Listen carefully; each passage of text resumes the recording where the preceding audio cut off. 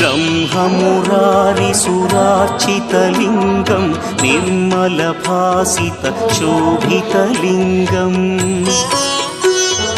जन्मजदुःखविनाशकलिङ्गं तत्प्रणमामि सदा शिवलिङ्गम्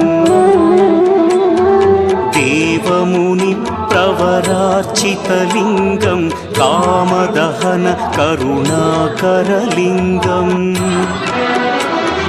रावणदर्पविनाशकलिङ्गं तत्प्रणमामि सदा शिवलिङ्गम्